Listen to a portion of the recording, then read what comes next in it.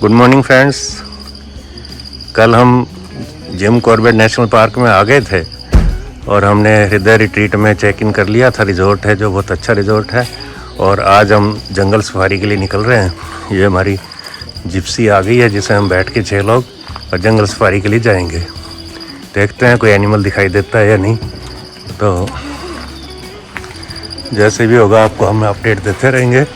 और ये देखिए स्वीटी जी भी तैयार होके बैठ गई हैं। हेलो स्वीटी जी, कैसे हो? कैसा लग रहा है? आज तो फिर जंगल सफारी के लिए निकल रहे हो हैं? शेर देखना है? ठीक है, तो जितना जल्दी चलेंगे उतना ज़्यादा चांसेस हैं हमें एनिमल्स देखने के। तो लेट अस प्रोसीड। तो अब हम किस गेट से एंटर करेंगे? पाटो जी। तो वहाँ क्या चांसेस हैं एनिमल के? चांसेस से अच्छे हैं वहाँ पे। अच्छा, बाकी तो लक पर डिपेंड करता है कि क्या दिखता है क्या नहीं। ठीक है। तो साइटिंग रोज ही हो रही है। तो ये हमारे ड्राइवर हैं जिप्सी के शाहनवाज जी, और ये हमें बता रहे हैं कि साइटिंग तो आजकल हो रही है और हम फाटो गेट से जा रहे हैं जो कि एक नया ही गेट ओपनिंग हुई है। तो देखते हैं कि आज हमारी किस्मत में शेर देखना लिखा है या नहीं।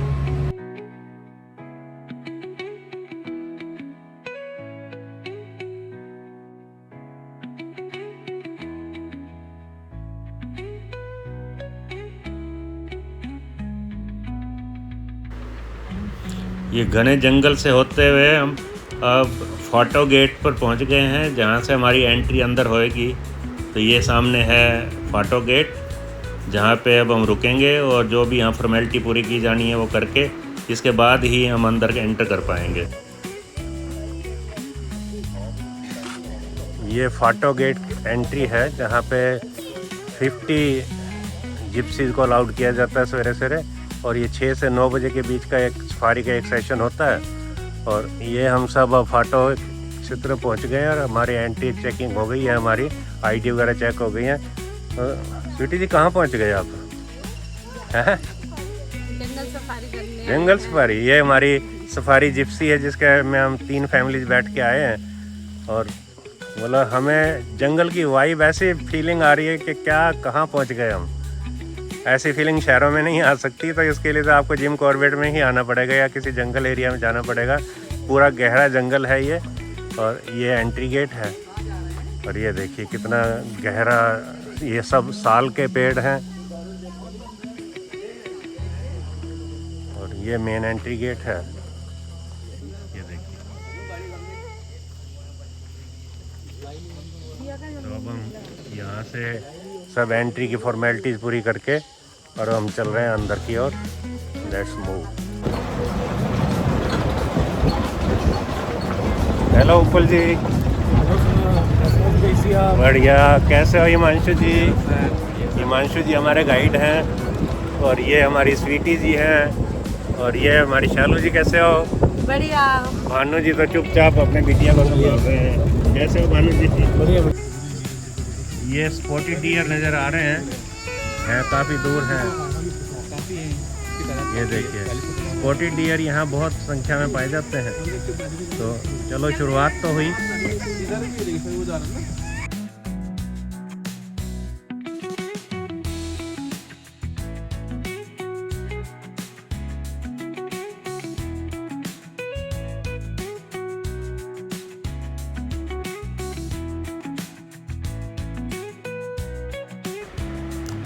दोस्तों जैसा कि आप देख रहे हो हमारी सफारी जंगल के बीचों बीच पतली पगडंडी नुमा रास्ते पे बढ़ी चली जा रही है। इस उम्मीद के साथ कि कहीं ना कहीं हमें टाइगर या और एनिमल्स दिखाई दे जाएंगे। जब तक हम इस सफारी में घूम रहे हैं तो थोड़ा सा मैं समझता हूँ कि आपको इस नेशनल पार्क का परिचय भी दूँ। जहाँ तक मुझे ध्यान है इस नेशनल पार्क की स्थापना 1936 में की गई थी और शुरू में इसका नाम हैलीज नेशनल पार्क था। और ये भारत का पहला नेशनल पार्क माना जाता है। विलियम मेलकम हैली उस समय यूनाइटेड प्रोविंस के गवर्नर हुआ करते थे, उनके नाम पर इसका नाम रखा गया था। और जब भारत आज़ाद हुआ तो उस समय इसका नाम रामगंगा नेशनल पार्क रखा गया जो कि इसके बीचों बीच बहने वाली नदी के नाम पर था। और फिर 1956 में इसका नाम बदलकर जिम कॉर्बेट नेशनल पार्क रखा गया।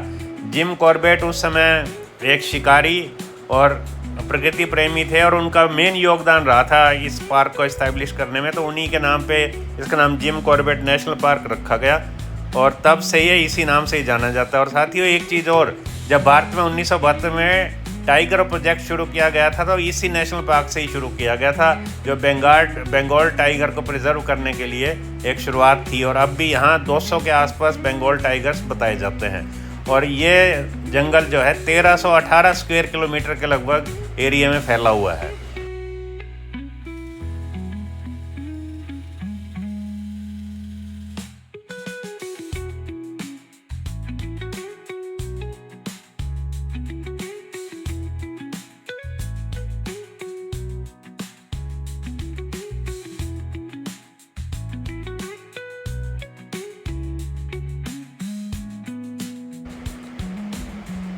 दोस्तों आप भी देख रहे होंगे कि जैसे हम इस उम्मीद के साथ चल रहे हैं कि हमें कोई ना कोई टाइगर या वाइल्ड एनिमल दिखाई देंगे, उसी उम्मीद के साथ और बहुत सारी जिप्सियां इन पगडंडियों पर आप अलग टूरिस्ट को लेके घूम रही हैं और सभी को ये उम्मीद है कि आज कोई ना कोई टाइगर या वाइल्ड एनिमल हमें ज़रूर दिखाई देगा।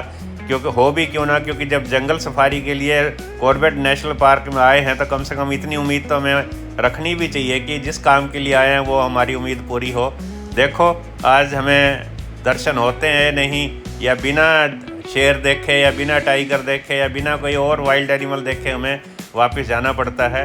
देखते हैं, इसी उम्मीद के साथ हम आगे बढ़ रहे हैं और आप भी इन घने गहरे जंगलों का आनंद लीजिए हमारे साथ। और जब भी कोई आपको एनिमल दिखाई देता है तो आपको हम वो दिखाएंगे, बने रहिए हमारे साथ।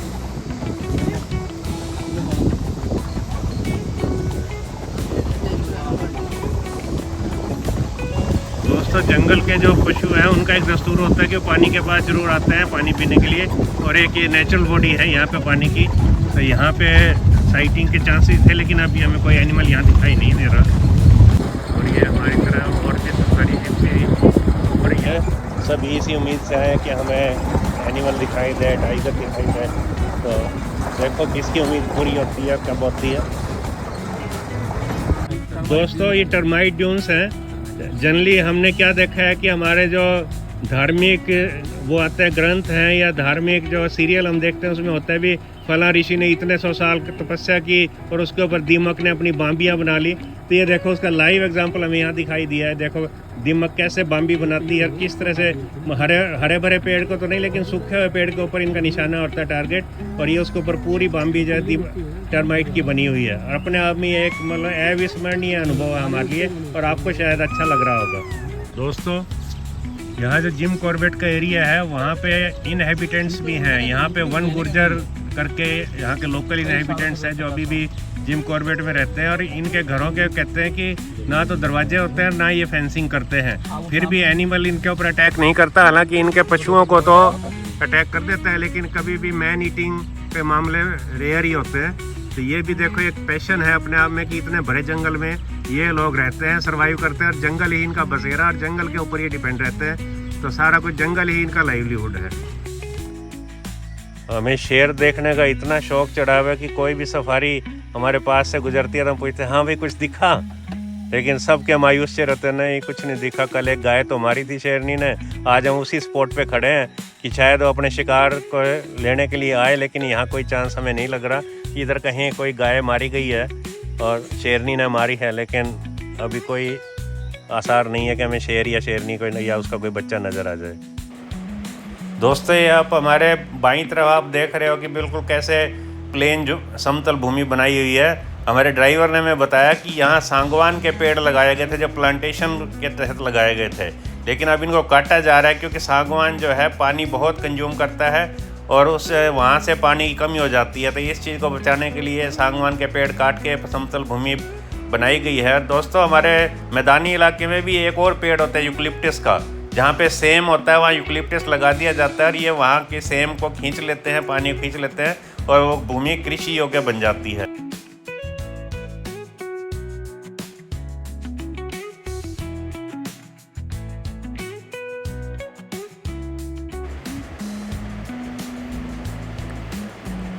और दोस्तों अब हम आ गए हैं जंगल के बीचों बीच कैफेटेरिया के एरिया में, और वहाँ आके हमने थोड़ा सा कोल्ड ड्रिंक वगैरह लिया और अपने आप को रिफ़्रेश किया है। तो ये देखिए अच्छा बैठने का अरेंजमेंट भी है यहाँ पे, और खाने पीने की चीज़ें, कोल्ड ड्रिंक्स वगैरह का अरेंजमेंट यहाँ पे सब है। तो यहाँ हमने भी अपने आप को रिफ़्रेश कर लिया है ताकि फिर से हम अपनी सफारी को कंटिन्यू कर सकें।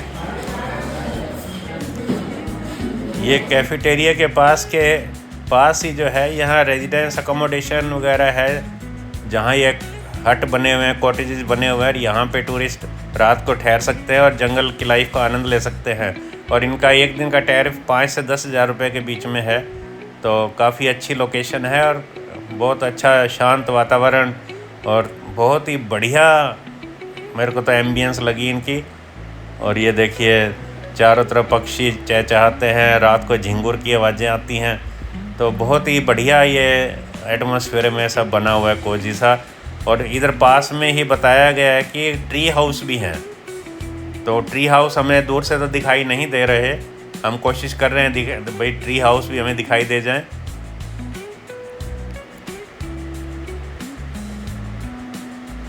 और ये स्वीटी जी जा रही हैं पैदल ट्री हाउस को देखने के लिए, ढूंढने के लिए। तो देखते हैं ये ट्री हाउस ढूंढ पाती हैं या नहीं।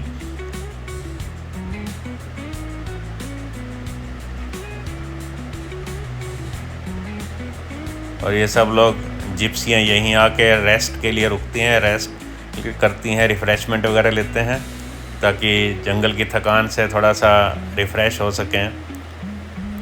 और स्वीटी जी तो लगता है आज ट्री हाउस ढूंढ के ही आएंगी, लेकिन मुझे दिखाई नहीं दे रहा कि आसपास कहाँ ट्री हाउस है।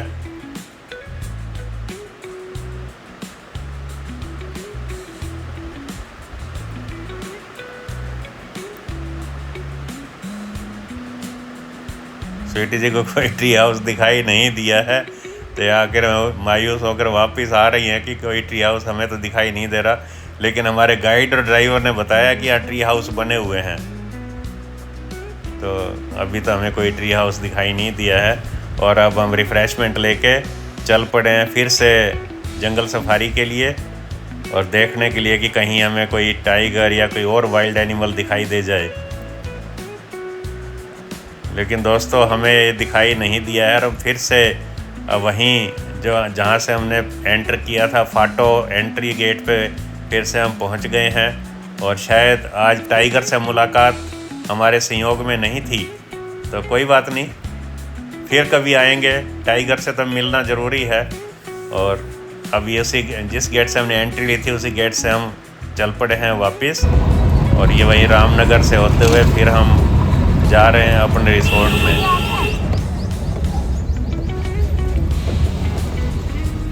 ये हम रिसोर्ट में पहुंच गए। अब थोड़ा हम स्विमिंग पूल में नहा के रिफ़्रेश हो रहे हैं। और रिफ़्रेश होने के बाद जो है हमने नाश्ता किया और कुछ अपने रिसोर्ट के फ़ोटोग्राफ्स वगैरह भी लिए।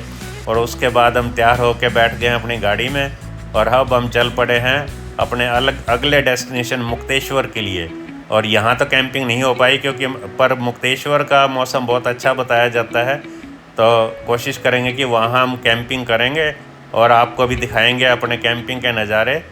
और अब हम चल रहे हैं मुक्तेश्वर के लिए। शाम तक वहाँ मुक्तेश्वर में पहुँचेंगे और देखते हैं कैंपिंग कर पाते हैं नहीं, और आपको सारा बताएंगे। तब तक बने रहिए आप हमारे साथ।